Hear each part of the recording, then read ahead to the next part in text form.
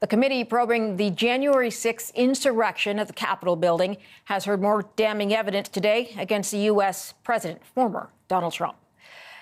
Democrat Pete Aguilar said Trump sent a tweet attacking Vice President Mike Pence after then Chief of Staff Mark Meadows said protesters had become violent at the Capitol. Trump tweeted Pence didn't have the courage to do what should have been done to protect the country and the Constitution. Aguilar said that led to the crowd rushing the building and Pence being ushered away. Our investigation found that immediately after the president's 2:24 p.m. tweet, the crowds both outside the Capitol and inside the Capitol surged. The crowds inside the Capitol were able to overwhelm the law enforcement presence, and the vice president was quickly evacuated from his ceremonial Senate office to a secure location within the Capitol complex. All right, for more on this, let's bring in CTV's Richard Madan. He joins us now from Washington. All right, Richard, we know the focus today was on the former Vice President Mike Pence. What more did we hear about the interactions on that day, January 6th?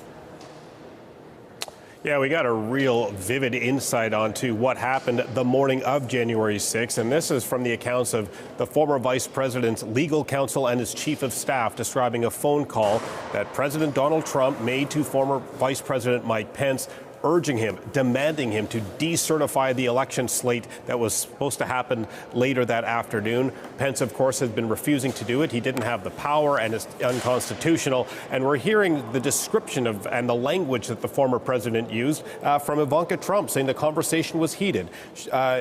Trump called Pence a wimp. I do not want to be your friend anymore. He used the P word, according to Ivanka Trump's chief of staff. So already the verbal exchanges were underway by the former president, upset at Mike Pence. And then we know when Pence refused to go along with this scheme concocted by Trump's former lawyer, John Eastman, Trump then went to Capitol Hill, called out Pence, tried to intimidate him, tried to threaten him, saying, I'd be very disappointed. And then when Pence refused to do it, the committee says that Trump then unleashed this violent mob on the Capitol. At one point, this violent mob was 40 feet away from Pence when he was whisked away to that undisclosed location. And obviously, the former vice president was put in a very dangerous situation. We also heard other testimony today from John Eastman, who came up with that plan to for Pence to decertify the votes. A former legal counsel to the vice president calling the idea nutty, crazy. Are you out of your effing mind was some of the words exchanged between Pence's counsel and John Eastman. This was basically a Hail Mary attempt to overthrow the election, stop the certification. And then, of course, when everything else went sideways, we saw what happened when that mob stormed the Capitol on that fateful, deadly day. The committee's trying to prove, in part, or at least lay out the evidence, that Donald Trump not just instigated that riot, but actually helped to sort of coordinate and oversee it. Do you think they've proven that yet? I mean, what today, or where were they going with that today?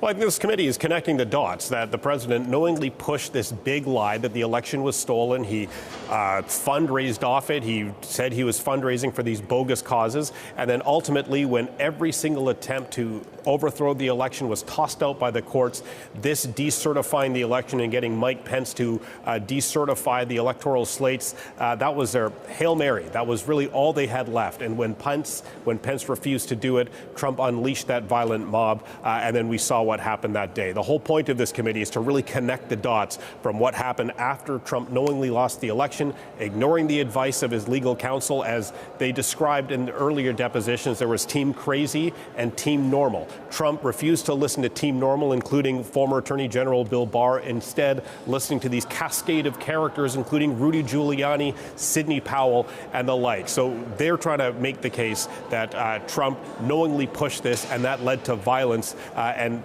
possibly an attempted coup against the duly elected incoming president. So the point being that this hearing is political. Whether or not they made the legal case and to prove intent that Trump did this, that is really up to the Attorney General Merrick Garland, who says he's been watching the proceedings. But if, and this is a big if, there are charges placed against President Trump, that would be absolutely unprecedented for an Attorney General to do this. So once this committee hearings wrap up, the ball then is in Merrick Garland's court, and we'll see where he takes it from there. Yeah, more to come from that committee hearing, so we will see. CTV's Richard Madan in Washington. Thanks, Richard.